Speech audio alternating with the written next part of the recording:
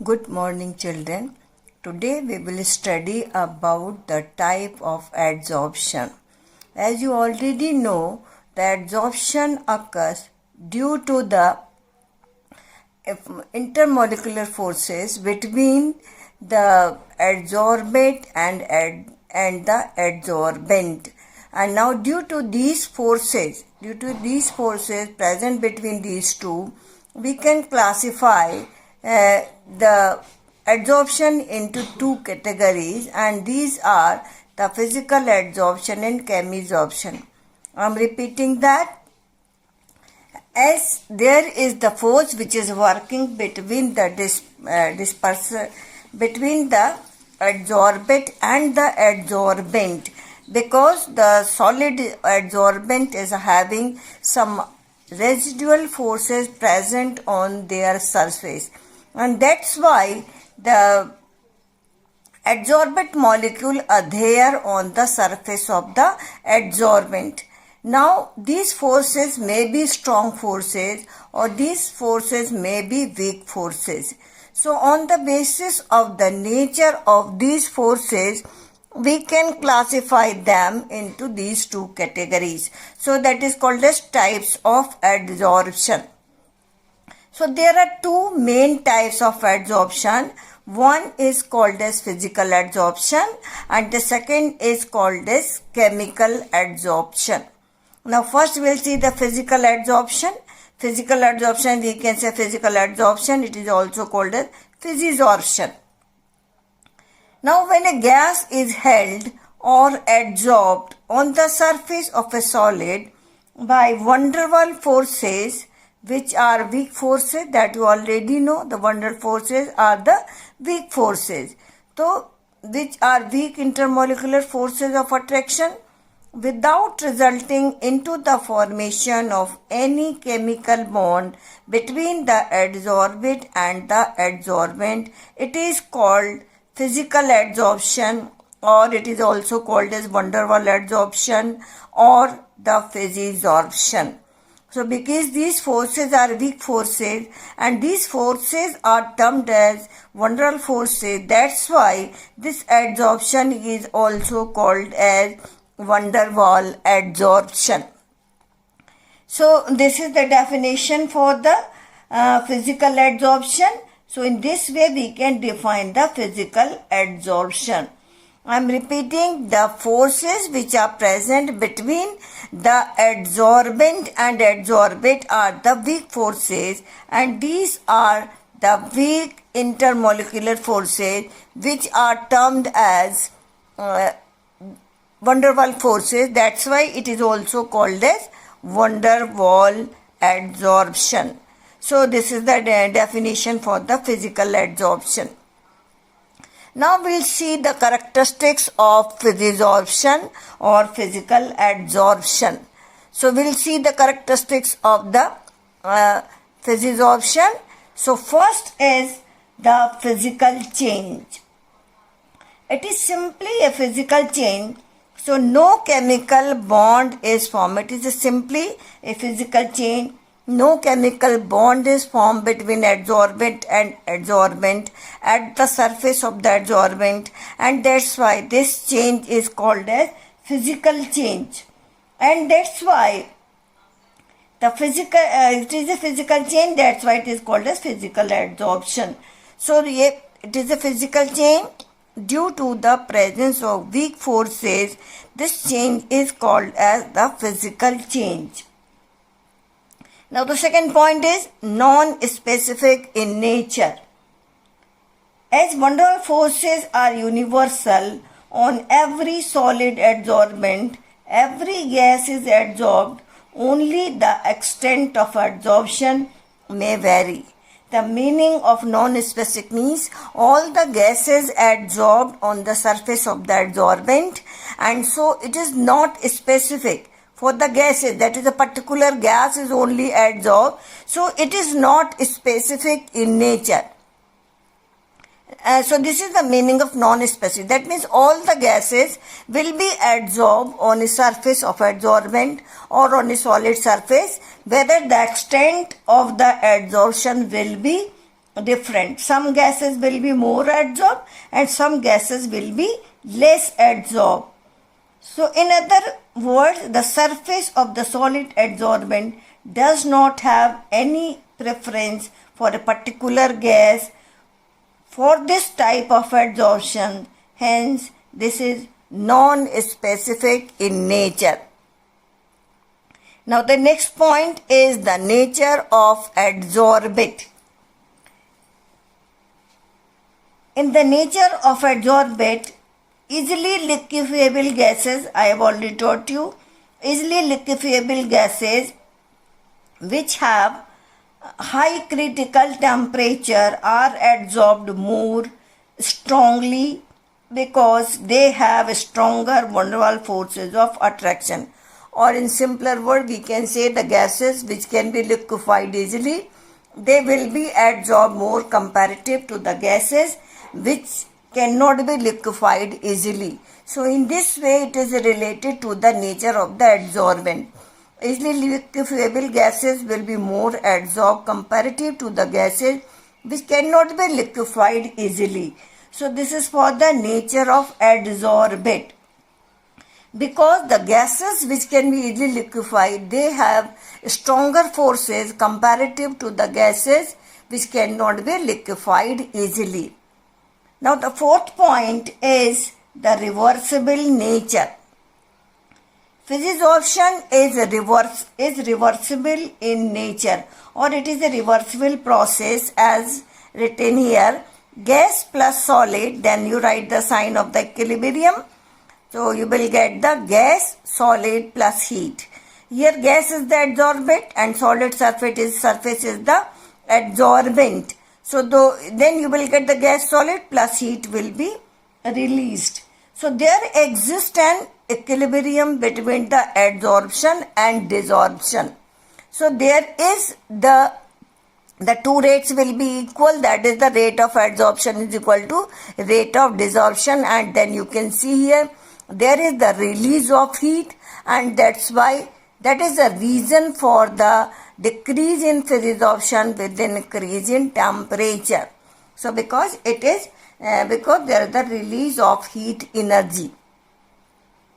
So this is for the reversibility. Now next point is low enthalpy of adsorption.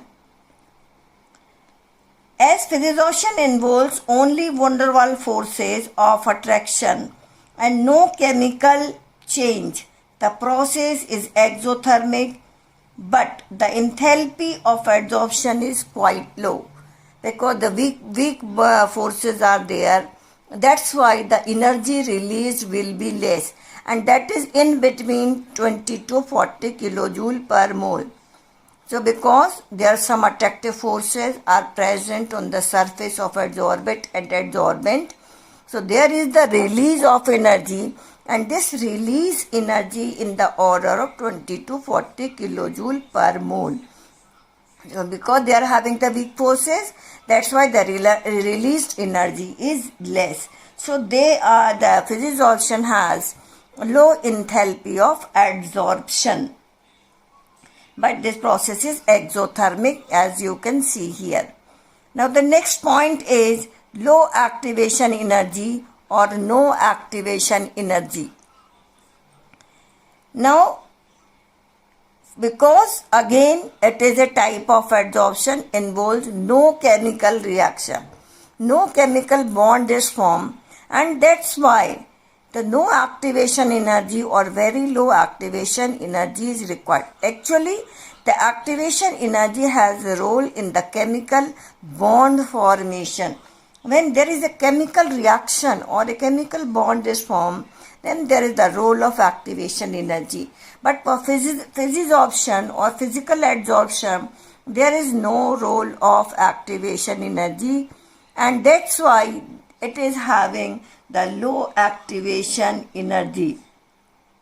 The next point is multimolecular layer of adsorption. When gaseous molecule adsorb on the surface of the solid, then there is the formation of different layer or many layers are formed. Now, in the multimolecular layer, because the layers of the gas are formed one over the other, that's why the phase adsorption is called as multimolecular adsorption. The next point is the surface area of the adsorption. As you have already studied, that the adsorption depends upon the surface area. So as surface area increases, there is increase in the adsorption. So these are the characteristics of physical adsorption or physisorption. So you note down the detail of each property, or you can listen and then you will make the notes for it. So there is the chemical bond formation between adsorbent and adsorbent. We can take the example of the catalyst. When we use the catalyst for the combustion or for the formation of ammonia, then hydrogen is passed over the platinum. Then hydrogen makes a temporary bond with the platinum, and that's why this is called as chemisorption. So normally the adsorbate form a chemical bond on the surface of the adsorbent, and that's why it is called as chemisorption or chemical adsorption. This type of adsorption results into the formation of what is called a surface compound. So this is called a surface compound, and it is also called as intermediate. An intermediate is formed at the surface of the adsorbent, and then it will break down to give the product. Clear? So in the chemical adsorption, the adsorbate and adsorbent, these two are linked together by the formation of a chemical bond, and this bond may be either covalent or ionic in nature.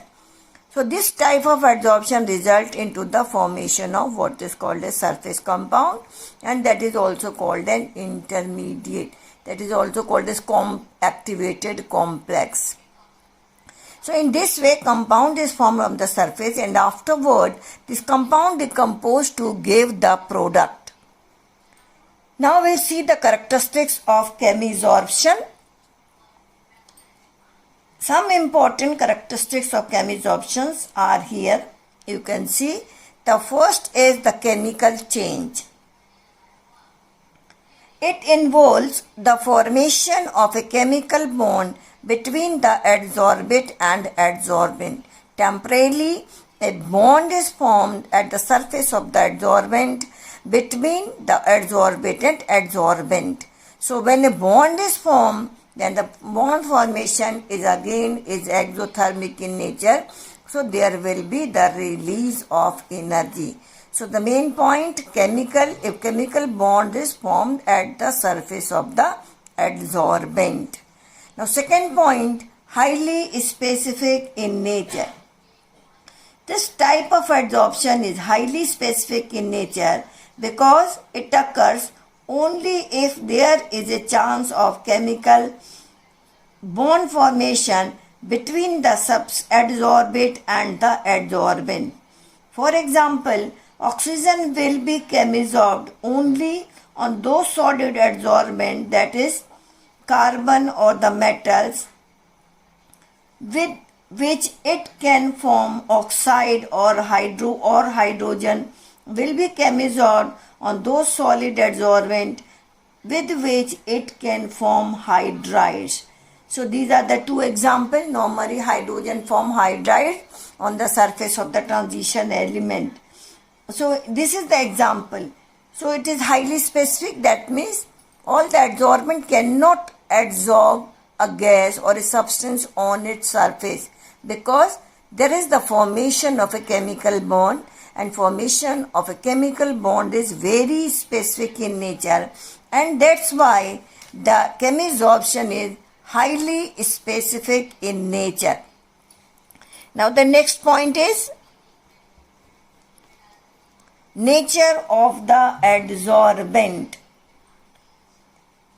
The adsorbent should be such that it could form chemical bond with the adsorbent. The adsorbent which we are using, it must have tendency to form bond with the adsorbent. So, and bond formation again depends upon the nature of the adsorbent, whether it can form a bond or not. Next point is the irreversible in nature. As it involves the formation of a compound, the efforts to be free the adsorbed gas will release the compound instead of the free gas. So when gas is adsorbed or the substance is adsorbed on the surface, then it is forming a bond, and that's why you will get a product, not the gas again. And that's why there exists no equilibrium state. And that's why we can say it is irreversible in nature. For example, oxygen adsorbed on tungsten or carbon is liberated as tungsten oxide or carbon monoxide or carbon dioxide. Hence, it is irreversible in nature. So, this is also because of the formation of the covalent bond, and that's why the reaction cannot be reversed, or you can say the reaction is having only one direction, and that's why equilibrium cannot be established there, or the product cannot be reversed back into the reactant, and that's why it is irreversible in nature. The next point is high heat of adsorption. The chemisorption is also exothermic in nature. Exothermic in nature with the evolution of large amount of heat. And due to this large amount of heat is in between 200 to 400 kilojoule. The energy release is in between 200 to 400 kilojoule per mole. Kilojoule per mole, and that's why it is a large amount of heat which will release due to the formation of the bond.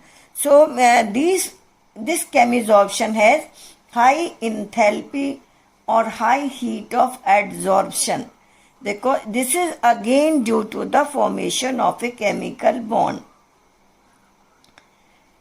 Now the next point is the high activation energy. As chemisorption involves a chemical reaction, it is slow at low temperature because, like other chemical reaction, it requires high energy of activation. Hence, like most of the chemical changes, chemisorption increases with increase of temperature. For this reason, a gas may be physically adsorbed at low temperature but chemisorbed at high temperature. For example, it happens in case of adsorption of hydrogen on nickel.